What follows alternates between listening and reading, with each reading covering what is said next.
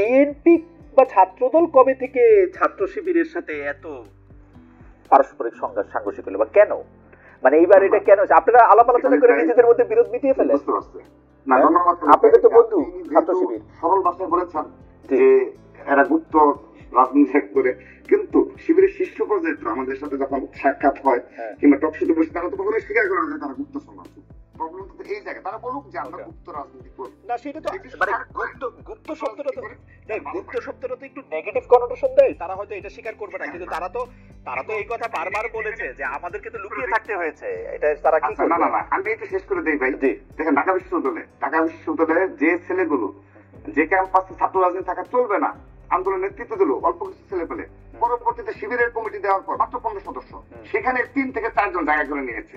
তিতুমির কলেজে যে ছেলেটা সবচেয়ে বেশি উস্কে দেওয়ার চেষ্টা করেছে, যদিও এগুলো জেনারেল স্টুডেন্টরা সামান্য পরিমাণে বিভ্রান্ত হয়নি, কারণ তাদের এজেন্টরা জেনারেল স্টুডেন্ট আগে থেকে বুঝতে পারে, সেই ছেলে পরবর্তী ছাত্র শিবিরের সাধারণ সম্পাদক হিসেবে আবির্ভূত হয়েছে। তো সকল ক্যাম্পাসে দেখা যায় এই ধরনের যারা গুপ্তভাবে কাজ করে, তারা পরবর্তীতে ছাত্র শিবিরের মাত্র 2 সদস্য 5 সদস্য সেই কমিটিতে তাদেরকে শীর্ষ করে দেখা যায়। তার মানে পরবর্তীতেও যদি এই ধরনের সাধারণ শিক্ষার্থীদের যে কথা বললে অমুক জায়গায় চলে আয় ডাক দেওয়ার যে প্রচলন রয়েছে, তো মব কালচার আমরা যেটাকে বলি, সেগুলোতে তো কিন্তু স্বাভাবিক তাদের দায়। আমার মনে হয় রাকিব আপনাকে ধন্যবাদ। We can you extend for 5 or 10 minutes Ashis? Just if 5 okay, thank you. আমরা একটু জনাব হান্নান মাসুদ আপনাকে একটা গুচ্ছ প্রশ্ন করতে চাই, আপনি যদি একটু, যেহেতু সময় কমে আসছে, একটু যদি ইয়েতে বলেন। আমরা দেখছি যে মরাল পুলিশিং হচ্ছে, মানে আপনি কাপড় কিভাবে পরবেন না, তারপরে হচ্ছে যে আপনাকে দেখা যাচ্ছে যে চায়ের দোকানে ধূমপান করতে সময় আপনি ছেলে না মেয়ে সেটাকে দেখা, স্বরাষ্ট্রমন্ত্রীর বিবৃতি, এসব বিষয় নিয়ে আমরা কিন্তু মানে ছাত্র জনতার সামনে আমরা সেনা সদস্যদের অনেক সময় অসহায় অবস্থায় দেখেছি।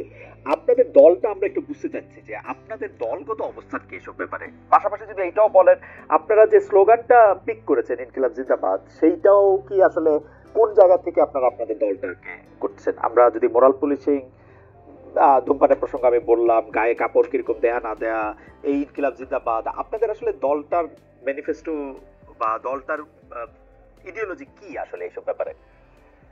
না, আমরা খুবই উদ্বিগ্ন এই বিষয়গুলো নিয়ে। পাশাপাশি হচ্ছে তবে বাংলাদেশে তো হচ্ছে প্রকাশ্যে ধূমপান তো এমনিতেই নিষিদ্ধ, বিশ্বের যে কোনো রাষ্ট্রেই, সেটা নারী হোক পুরুষ হোক। তার উপর হচ্ছে রমজান মাস হিসেবে স্বরাষ্ট্র উপদেষ্টা যেটা বলেছেন সেটা অবশ্যই ওনার এই কথা সাপোর্টিভ। তবে হচ্ছে কেউ কাউকে সে কি পোশাক পরবে, হিজাব পরবে নাকি হচ্ছে সাধারণ পোশাক পরবে, এটা কেউ কাউকে বলতে পারে না। যদি কেউ বলারও থাকে তার বাবা মা থাকে, এখানে বাইরে থেকে কেউ এসে কোনো মেয়েকে এটা বলবে, এটা কোনো মতেই গ্রহণযোগ্য না। এটাকে আমরা টিস হিসাবে ধরে নিই। এবং হচ্ছে যে ডিসিটা হয়েছে গত কালকেও ঢাকা বিশ্ববিদ্যালয় এরিয়াতে, এটা নিয়ে আমরা উদ্বেগ প্রকাশ করেছি। সারা পাশাপাশি হচ্ছে আমরা প্রশাসনের সাথেও বারবার যোগাযোগ দেখেছি যে হচ্ছে যেন কোনো মতে এতে ছাড় দেওয়া না হয়। কিন্তু দেখা যাচ্ছে যে হচ্ছে একটি মবকে উস্কে দিয়ে বা হচ্ছে আমি এটাকে বলবো যাচ্ছে তৌহিদি জনতার নাম করে যেভাবে মানে হচ্ছে সব জায়গায় ইয়ে করেছে, এটা বিশ্বের কাছে আমাদের দেশকে নিয়ে একটু বাজে মেসেজ যাচ্ছে। এটা নিয়ে অবশ্যই দেশবাসী সকলের কাছে স্বাধীনতা ভালো না। আপনার কাছে এটা মনে হয় না যে অনেক সময় সেই উস্কানির মধ্যে আপনারাও সরাসরি অংশগ্রহণ করতেছেন, যেটা আপনাদের পছন্দ হয়েছে, চলেন এটা কইরা আসি বা চলেন ওইটা কইরা আসি, অনেকগুলি বলছেন তো আপনারা স্ট্যাটাস দিয়ে বলছেন না? অবশ্যই সেরকম না। আমি একটা জিনিস যে হচ্ছে আমরা গতকালকে দেখছেন যে হচ্ছে ঢাকা বিশ্ববিদ্যালয়ের ছাত্র সংসদ থেকেও একজনকে বহিষ্কার করছে হচ্ছে যে কালকে মব উস্কানিতে অংশগ্রহণ করেছে। তো এইসব জায়গায় আসলে ব্যবস্থা নেওয়া হচ্ছে আর কি, যে যার জায়গা থেকে অবস্থান নিচ্ছে। আর আমরা সাংগঠনিক ভাবে মধ্যমপন্থী রাজনীতি করতে চাচ্ছি। এই জায়গায় হচ্ছে যেভাবে ডানপন্থী লোকজন বিট করতে পারবে, বামপন্থী লোকজন বিট করতে পারবে। এখানে যেমন আপনারা আমাদের মঞ্চে দেখেছেন যেমন হিজাবি নারীদের অবস্থান ছিল, তেমনি হচ্ছে স্লিভে ব্লাউজ পরা নারীর অবস্থান ছিল। সেই ক্ষেত্রে আমরা পোশাকের স্বাধীনতার ব্যাপারে আমরা অবশ্যই কথা বলি। তো সেই জায়গায় যার যার পোশাক সে পছন্দ করে নিবে। কেউ যদি হচ্ছে মোরাল কিছু যদি করতে হয় তাদের অভিভাবকরা মোরাল শিক্ষা দিবে, যদি যেটাকে তারা মোরাল মনে করবে। কিন্তু এই জায়গায় বাইরের কেউ এসে বলাটা এটাকে আমরা টিস মনে করছি।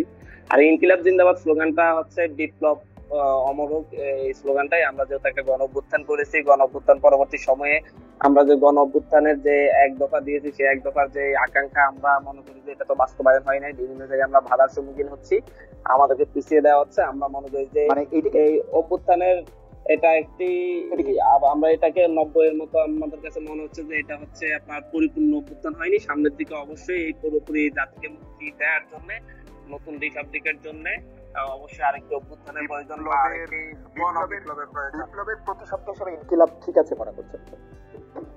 হ্যাঁ, আমরা সেটাকে সেভাবে, এটা তো হচ্ছে সেভাবেই নিচ্ছি আর কি।